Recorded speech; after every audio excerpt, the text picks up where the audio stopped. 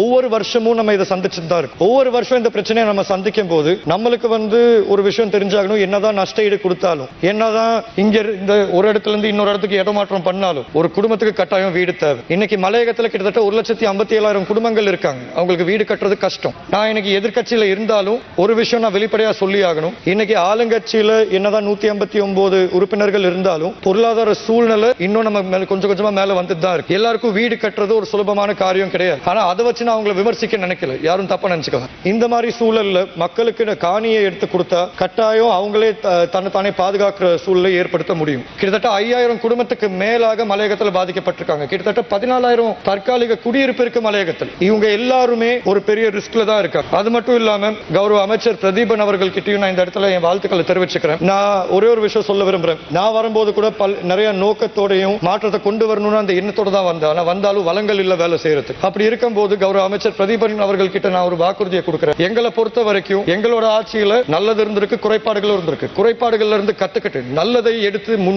முன்வைத்து கட்டாயம் மாற்றத்தை கொண்டு வர முடியும்னு எனக்கு அந்த நம்பிக்கை இருக்கு. பிரதீபன் அவர்கள் கிட்ட, கௌரவ அமைச்சர் அவர்கள் கிட்ட நான் வைக்கிற ஒரே ஒரு ஆலோசனை, நீங்க இன்னைக்கு மலையகத்துக்காண்டி ஒரு அமைச்சரா நியமிக்கப்பட்டிருக்கீங்க. மலையக சமூகம் அவங்களோட நம்பிக்கை உங்க மேல இருக்கு. நீங்க தைரியமா அதிகாரத்தை கையில எடுத்து பெருந்தோட்ட நிறுவனங்களை வர சொல்லி மக்களுக்கு தேவையான விடயங்களை செஞ்சு கொடுக்கிறது புத்திசாலித்தனம்னு நான் நம்புறேன். ஏன்னா இன்னைக்கு இருக்கிற சூழல்ல பெருந்தோட்ட நிறுவனம் பகுதியில இருந்து இது வரைக்கும் நிவாரணம் மக்களுக்கு போய் சேரல.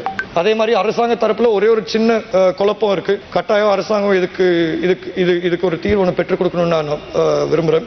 இன்னைக்கு இந்த பாதுகாப்பு முகாம்ல வாழ்ற குடும்பங்களுக்கு அங்க இருக்க அரசாங்க அதிகாரி தெளிவா சொல்லியிருக்காரு, நீங்க திருப்பியும் நீங்க இருக்கிற லைன் அறைகளுக்கு போய் ஆகணும், திருப்பி இந்த லைன் அறைகளுக்கு போகணும். ஆனா திருப்பி இந்த லைன் அறைகளுக்கு போனா அங்க என்பிஆர் தெளிவா சொல்லியிருக்காங்க, இங்க உங்களால இருக்க முடியாது. அப்படி இருக்கும்போது மக்களால இங்கிட்டும் போகாம அங்கிட்டும் போகாம நடுவுல மாட்டிருக்காங்க. ஆகவே இதுக்கு நீங்க தனியா கண் பார்வையிட்டு இதுக்கு ஒரு தீர்வை பெற்றுக் கொடுக்கணும்.